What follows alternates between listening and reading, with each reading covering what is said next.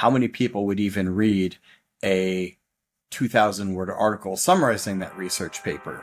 Very few. Fast forward a year or two or 3 years when they've gotten incredibly sophisticated. So I keep coming back to it's different, but is it any worse than humans? Because humans are pretty terrible people sometimes. There's no original research, no original reporting. It's just rewriting or restating.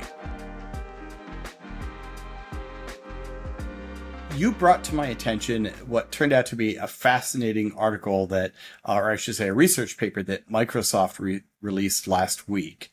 Yes. And I think it's fascinating, both the content of the paper is fascinating, but what was also fascinating was how much press it generated. And as I think we'll talk Right. about, how maybe misleading some of the press coverage of the article was.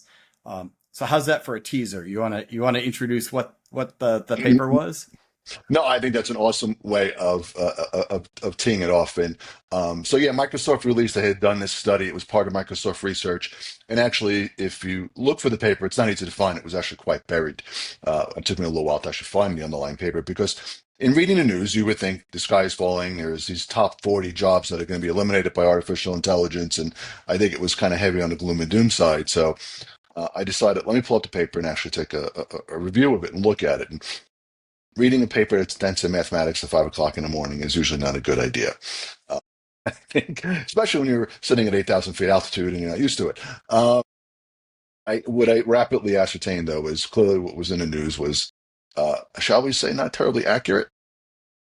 Yeah. I think Yeah. is a good way of looking at it.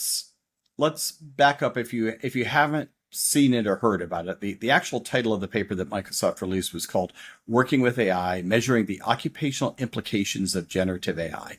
And Yes. we'll put a link in our show notes, but if you're looking for it on archive.org, it's number 2507.07935. Yes. Mhm. And it was about, in theory, it was about the implications of generative AI on jobs, but the headlines painted a very different picture than the reality. So let's talk first about what the headlines said.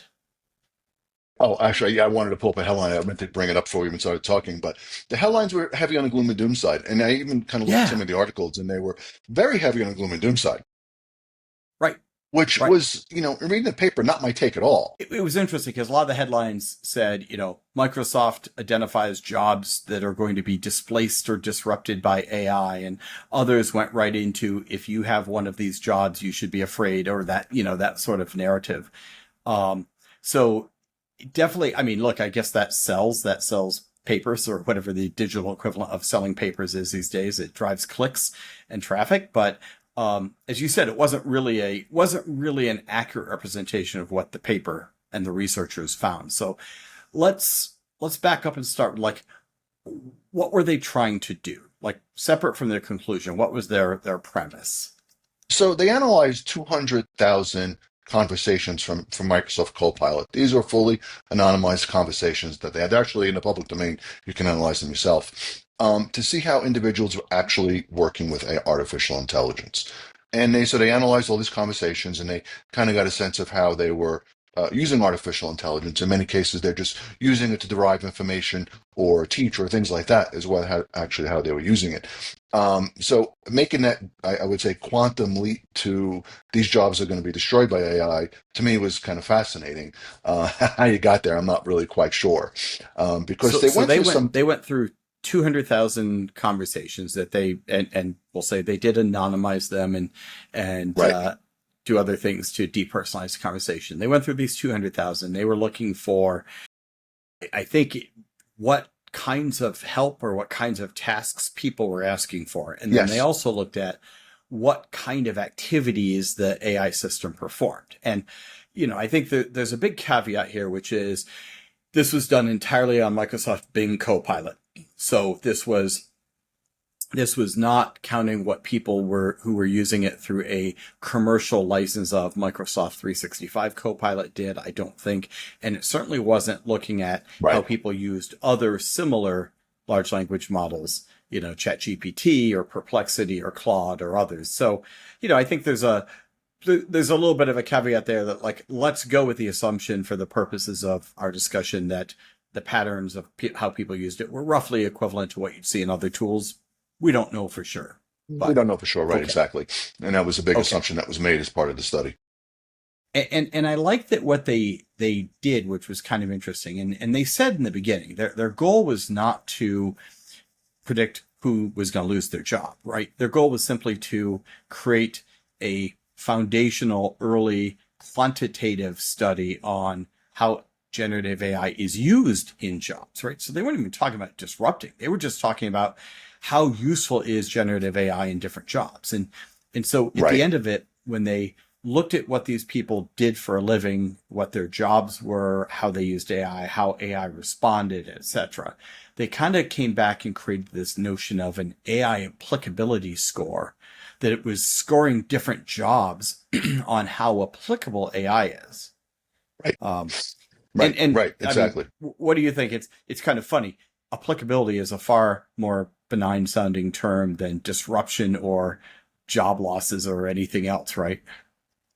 No, absolutely. It's far more benign. And they made, like I said, they made a big quantum leap. And I think one thing to note, and it's important to say this up front, they made no predictions about the future. They weren't making predictions. They were just trying to understand how individuals using Microsoft Copilot are actually using it within a work environment. Now, granted, there's going to be a big gulf. We don't really understand how AI is going to really be used in the workplace yet. So this is a beginning study. They're trying to get a sense of, okay, it's fine. We got all this information. How are people actually using our tools?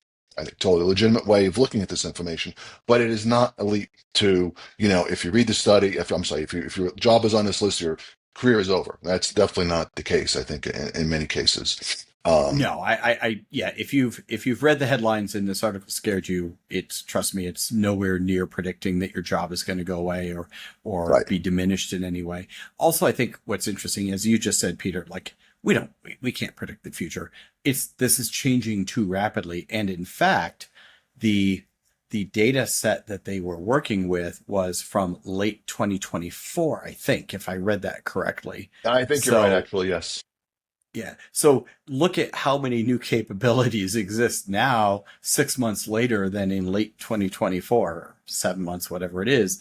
Uh, like, you know, it's just, it's evolving too quickly for this to be taken as anything other than a good data point to start looking at how AI can impact things, right? It's No, not a 100%. conclusion. Thanks for watching Call Me Data. If you enjoyed our podcast, please make sure to like, comment, and subscribe to us on YouTube. And make sure to stay up to date with us on Apple Podcasts and Spotify.